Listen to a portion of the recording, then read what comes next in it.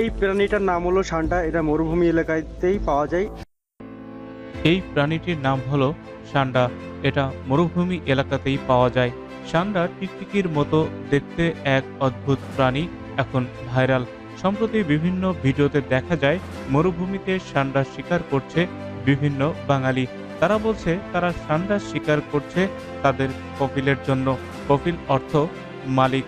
মূলত ধনী আরবরা সান্ডা খেতে অনেক পছন্দ করে। এর জন্য এই আরবদের অধীনে কাজ করা শ্রমিকরা প্রায় মরুভূমিতে যায় সান্ডা শিকারে। প্রথমেই প্রশ্ন জাগে, এই টিকটিকির মতো দেখতে প্রাণীটি কি আসলেই টিকটিকি? উত্তর হচ্ছে হ্যাঁ, অবশ্যই। তবে এরা সাধারণ টিকটিকির থেকে অনেক আলাদা। এদের দেহ বেশ মোটা, আর সবচেয়ে আকর্ষণীয় জিনিসটা হলো এর লেজ। এর লেজ দিয়ে এরা শত্রু আক্রমণ থেকে নিজেদের রক্ষা করে। সান্ডা লিজার্ড কিন্তু মাংসাশী নয়। এরা নিরামিষভোজী। পাতা, শুকনা ঘাস এসবই এদের খাদ্য তালিকায় থাকে। মরুভূমির কঠিন পরিবেশেও এরা খুব ভালোভাবে টিকে থাকতে পারে। বাংলাদেশেও কিছু পরিমাণ সান্ডা রয়েছে, তবে অনেক গুইসাপের সাথে এদের মিলিয়ে ফেলে। তবে এরা সম্পূর্ণ আলাদা।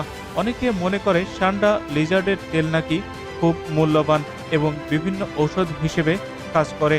এই কুসংস্কার এমন পর্যায়ে গিয়েছে যে অনেক মানুষ এই প্রাণীটিকে ধরে ধরে মেরে ফেলে শুধুমাত্র এই তথাকথিত তেল পাওয়ার জন্য।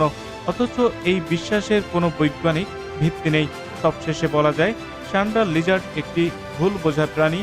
এর জীবনযাপন, শারীরিক গঠন আর পরিবেশের সঙ্গে মানিয়ে নেওয়ার সক্ষমতা সত্যি অবাক করার মতো।